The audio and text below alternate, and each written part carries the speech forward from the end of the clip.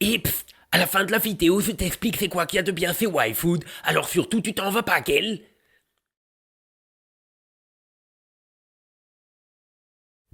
Cette vidéo a été écrite par Gontran H.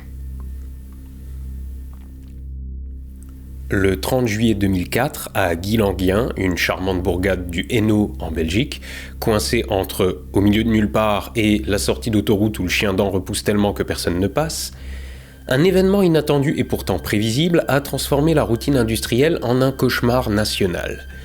Une explosion a secoué la zone, faisant 24 morts et plus de 130 blessés, dont un nombre effrayant de grands brûlés. L'explosion de Guilanguien a simultanément fait sauter les conduites de gaz, les vitres à des kilomètres à la ronde et en éclats quelques certitudes bien ancrées. Celle que la Belgique est un pays tranquille où le pire qui puisse arriver, c'est qu'Angèle fasse un nouvel album. Cette catastrophe, l'une des plus graves que le royaume ait connues, a donné une bonne leçon de sécurité au territoire et a envoyé un message clair. Même dans le plat pays qui est le leur, quand ça pète, ça fait pas semblant.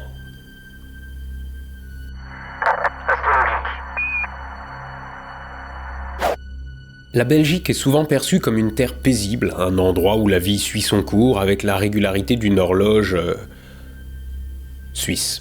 Un petit royaume planté au cœur de l'Europe, connu pour ses paysages bouchés mais jolis, ses villes historiques pleines de pavés casse-gueule, sa culture riche en bières trappistes et en surréalisme, et sa population accueillante, surtout quand il s'agit de montrer qu'elle ne râle pas pour un rien, contrairement à ses voisines.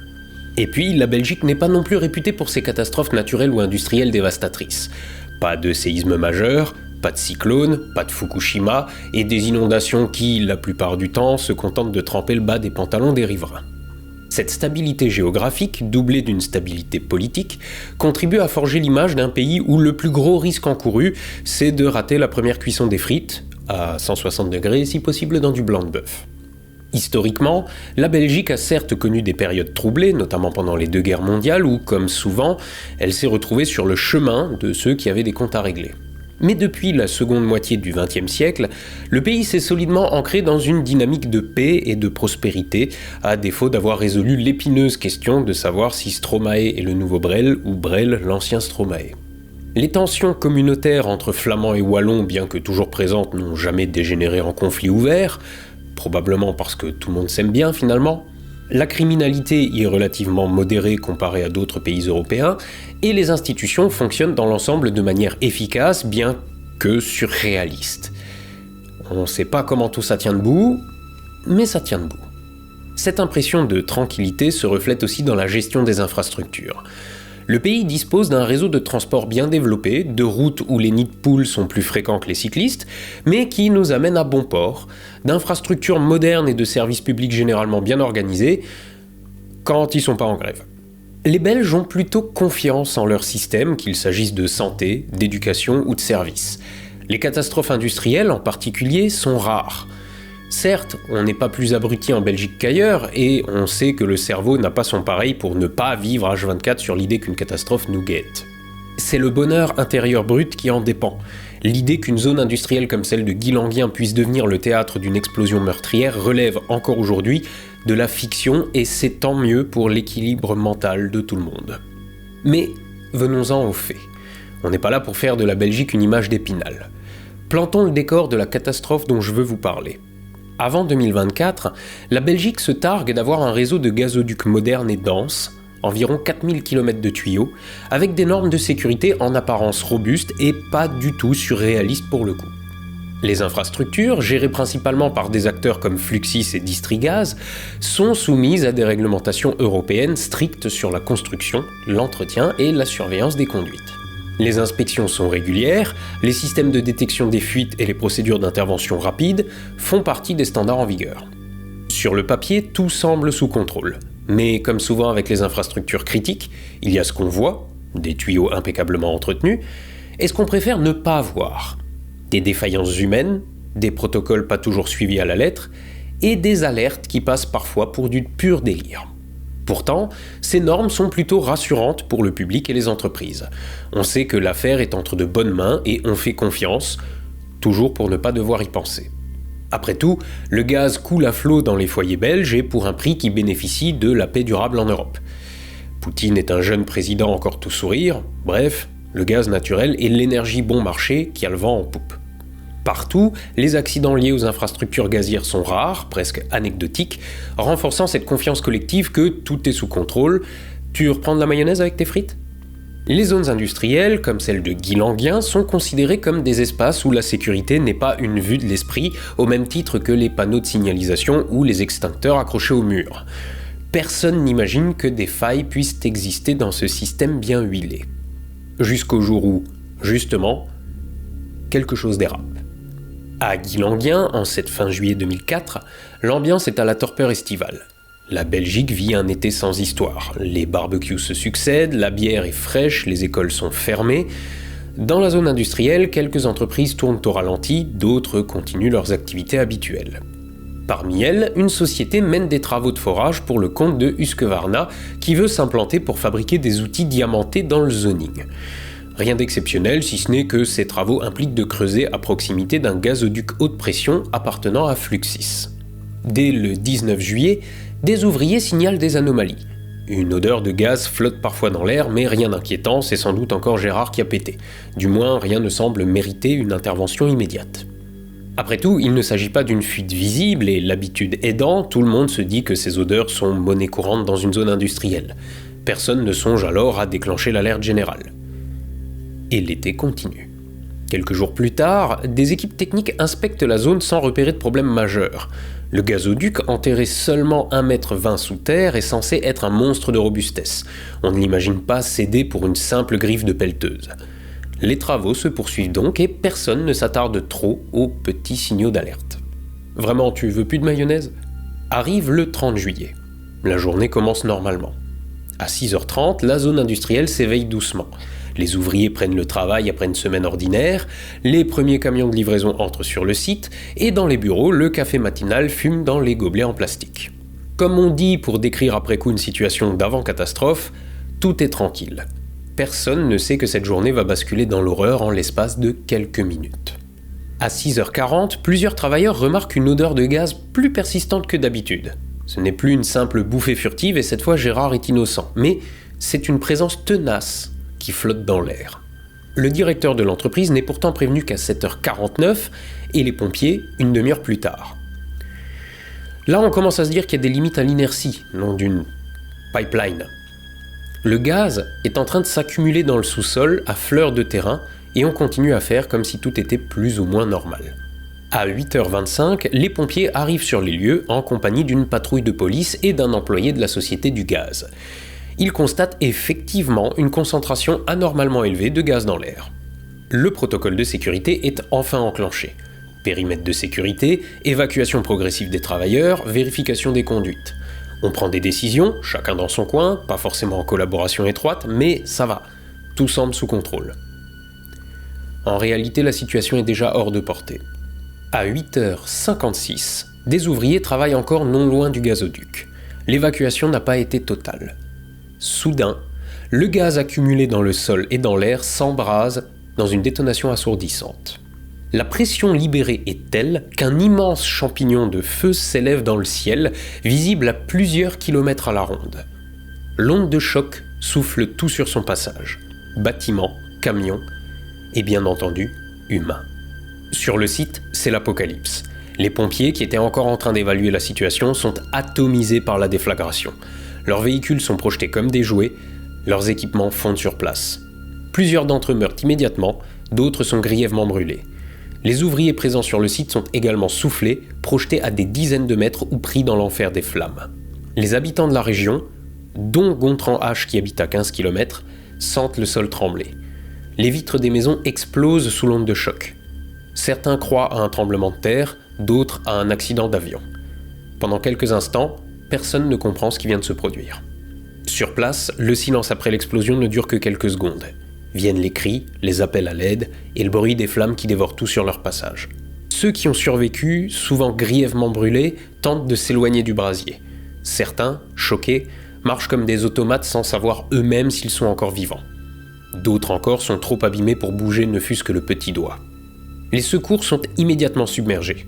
Les premiers appels affluent dans les casernes de pompiers, au 112 et dans les hôpitaux. On parle d'une explosion majeure d'origine inconnue, d'un incendie hors de contrôle, de victimes en grand nombre.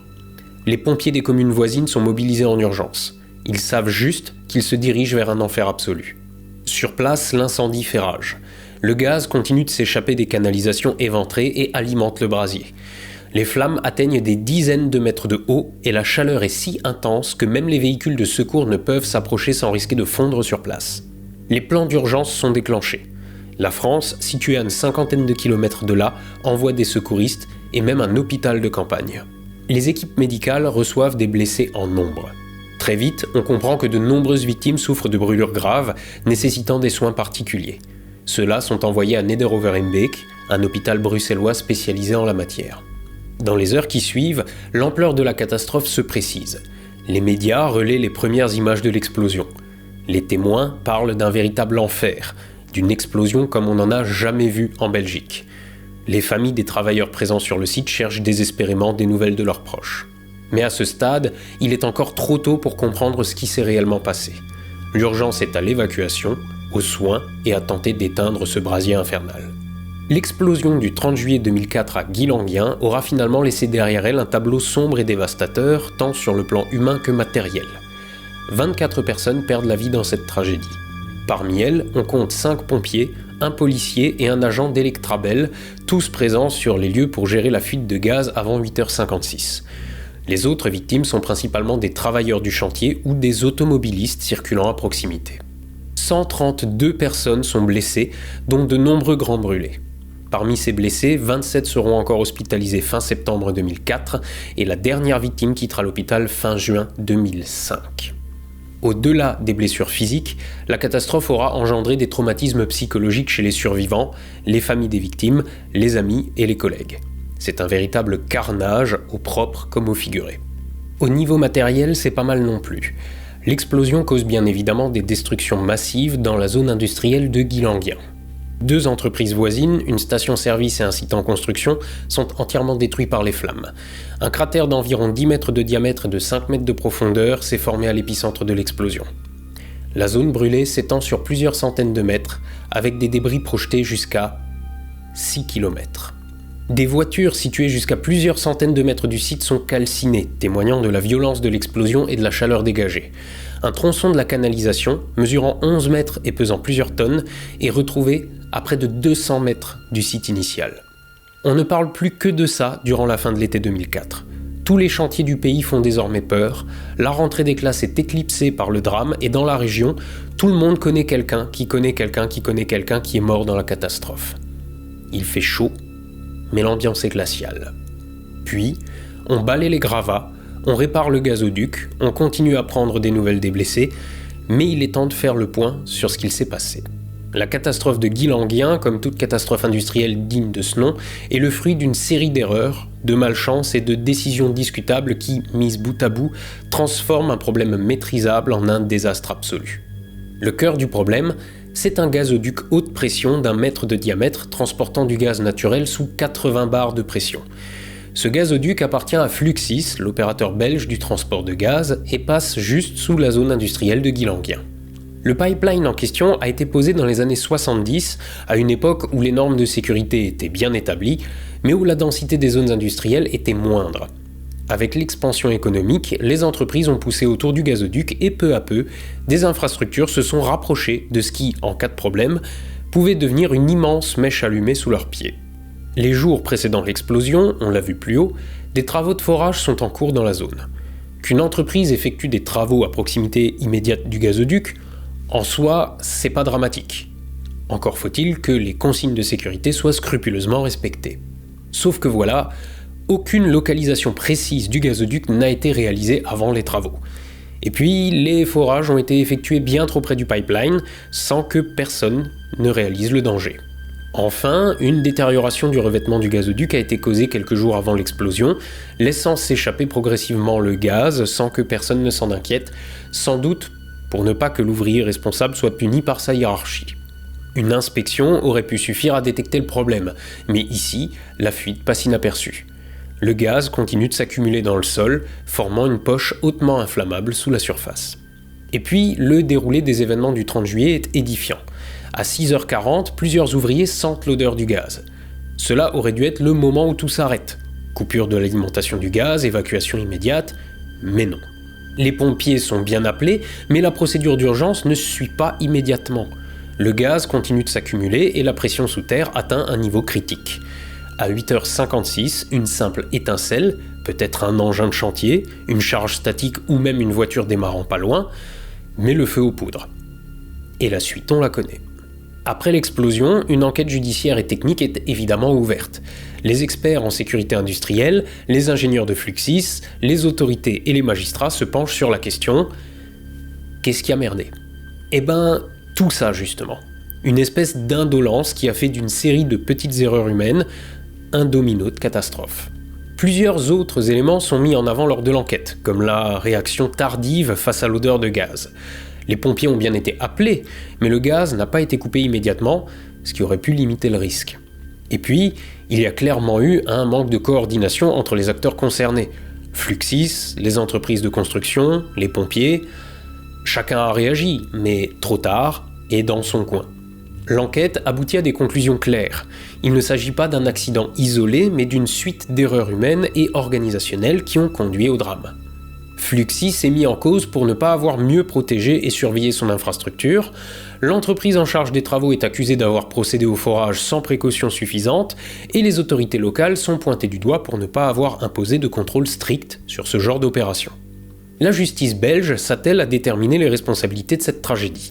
Le procès de première instance s'ouvre le 15 juin 2009 au tribunal de Tournai, impliquant 14 prévenus, morales ou physiques, parmi lesquels Fluxys, gestionnaire du gazoduc, Husqvarna, maître d'œuvre du chantier, et la société Tramo, chargée des travaux.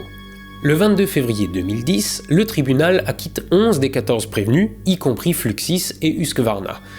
Les 3 condamnations prononcées visent l'architecte du projet, la société Tramo et le coordinateur de sécurité, reconnus coupables d'homicide involontaire par manque de prévoyance ou de précaution. Un verdict qui laisse sans voix les victimes et leurs familles. En gros, les entreprises ont eu raison de ne pas contrôler le travail de leurs employés qui, comme on le sait tous, sont de gros incapables, juste intéressés de fêter la Saint-Éloi. Insatisfaite de ce verdict, tu m'étonnes, plusieurs parties interjettent appel. Et le dit appel se tient à partir du 29 novembre 2010 devant la cour d'appel de Mons. Le 28 juin 2011, soit 7 mois plus tard, la Cour rend un arrêt significativement différent du jugement de première instance. Elle déclare Fluxys et Husqvarna co-responsables de la catastrophe, estimant qu'elles ont failli à leurs obligations de sécurité et de surveillance. A l'inverse, la société Tramo est acquittée, la Cour considérant qu'elle n'a pas commis de faute directe ayant conduit à l'explosion. Suite à cet arrêt, Fluxys, Husqvarna et les 2 coordinateurs de sécurité introduisent un pourvoi en cassation le 11 juillet 2011, contestant les conclusions de la Cour d'appel qui fait rien qu'à pas respecter la jurisprudence et la déférence qu'on doit avoir pour les multinationales.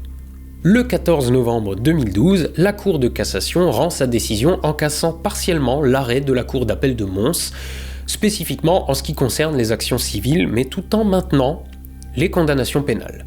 Tous les recours ayant été épuisés, le jugement en reste là. L'indemnisation des victimes est cependant un processus assez long et complexe. Entre les indemnisations par les assureurs peu après le désastre et 2018, où certaines victimes réclament toujours justice, estimant que les indemnisations perçues sont inéquitables, il a coulé pas mal d'eau sous les ponts.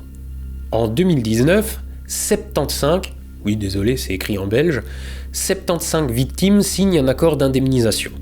Selon leurs séquelles, les personnes les plus grièvement brûlées reçoivent entre 500 000 € et 2 millions d'euros, soit des montants 5 fois supérieurs à ceux proposés initialement. Mais tout ça ne nous regarde pas vraiment, c'est de la popote interne comme on dit en Belgique. Le plus intéressant, si on veut que cette vidéo ait une morale, c'est que parallèlement aux procédures judiciaires, une commission d'enquête parlementaire, présidée par Camille Paulus, gouverneur de la province d'Anvers, est instaurée dès le 7 septembre 2004. Cette commission Paulus a pour mission d'analyser les circonstances de la catastrophe, d'identifier les dysfonctionnements éventuels et de formuler des recommandations pour prévenir de tels drames. Ces travaux mettent en lumière des lacunes dans la coordination des services de secours, la communication entre les différentes parties et la surveillance des infrastructures critiques. Les conclusions de la commission servent alors de fondement à une réforme en profondeur de la sécurité civile en Belgique, et plus étonnamment en France, aboutissant notamment à la création de zones de secours et à une professionnalisation accrue des services d'incendie. La catastrophe de Guy-Languien a révélé des failles systémiques dans la gestion des infrastructures gazières et la coordination des interventions d'urgence en Belgique. Le pays a ce jour-là été tiré de sa naïveté touchante. De pays de cocagne, elle est passée à l'âge de raison. On a bien failli, le 30 juillet 2004, ne plus reconnaître la Belgique. Elle a manqué de peu de devenir triste et conséquente. Heureusement, son naturel est bien vite revenu au galop et la patrie de Bruegel est toujours aux dernières nouvelles, celle du sourire, de l'accueil et du chat sceptique. Mais personne n'est parfait. Levez les yeux au ciel, soyez astronogeek et à la revoyure.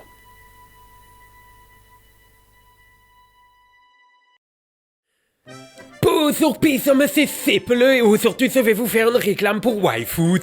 YFood, tu connais ou il faut que je t'explique? Hop là, allez, je t'explique. YFood, c'est un quart de tout. Qu'est-ce que t'as besoin de manger dans une journée? On y trouve donc tout naturellement de l'additif E101, de la nicotine, différents acides, ainsi que plusieurs explosifs, du métal de pot d'échappement, un digne pour réparer les pneus de tracteur, un autre pour faire de la fonderie, et on trouve aussi du gainage de combustible nucléaire. Je t'ai déjà dit que c'est pas malin de jouer avec la chimiophobie des gens. Mais c'est drôle. Ouais, bon alors, le E101 c'est le code alimentaire de la riboflavine, soit la vitamine B2. Ce qu'on appelle de la nicotine, c'est en fait de l'acide nicotinique, la vitamine B3. La plupart des vitamines sont des acides. Les explosifs, c'est le potassium ou le magnésium, qui sont des oligo-éléments. Tout comme le manganèse, qui sert aussi pour les alliages, mais il y a aussi du chrome, du sélénium, qu'on utilise pour réparer les pneus, ou du mobdylène, qui résiste bien à la chaleur et donc qu'on met dans les gaines de combustible nucléaire. Putain, Seppele, tu te rends compte de ce que je suis obligé de faire pour réparer tes conneries? Et même que YFood c'est radioactif parce qu'il y a du potassium dedans. Seppele, arrête s'il te plaît. Mais c'est pas ma faute si c'est vrai. Ouais, mais bon, on va avoir les Jean-Michel Bouffe Chimique sur le dos, là. Oui, mais qu'est-ce qu'ils comprennent pas, c'est que YFood c'est normal que c'est fait comme ça. C'est un yaourt à boire où ce que dedans ils ont mis tout qu'est-ce que le corps il a besoin. C'est pas fait pour que c'est la nourriture de l'avenir comme c'est qu'ils disent ceux qui ont trop regardé le film Soleil Vert. C'est fait pour que justement quand t'es obligé de manger du shifting parce que t'as pas le temps de cuisiner, il vaut mieux que tu manges ça à la place d'un cheeseburger ou d'un sandwich triangle. Parce que le cheeseburger, il y a 12 milliards de fois ton apport journalier en gras et en sel et 0 fois celui en vitamines. Donc quand t'es au bureau et que ton chef que c'est un con, il t'oblige à travailler à midi parce qu'il faut finir le dossier important de je sais pas quoi, plutôt que le cheeseburger, hop là, YFood. Quand c'est que tu fais une journée de voiture pour aller voir tous par sec en convention pour qu'ils signent tes TT avec un marqueur, plutôt que de payer trop cher un sandwich triangle dégueulasse sur une aire d'autoroute, hop là, YFood. YFood c'est pour ça que c'est fait. Et aujourd'hui, YFood ils veulent que je te montre deux goûts que les sans-habitudes ils aiment bien. Noisette et caramel. Il y en a un dedans, il y a des noisettes et l'autre tu te fineras jamais. Seppele. Saumor Ortum. Dans la description, il y a le lien que si tu cliques dessus ou que si tu utilises le code Astrono YouTube, et c'est une réduction. Mais pas que sur noisettes et caramel, Gel. Si tu veux en acheter tes autres, tu peux aussi et la réduction elle marche pareil. Donc tu oublies pas, le lien il est dans la description. Hop là, la réclame elle est finie. Tchuss.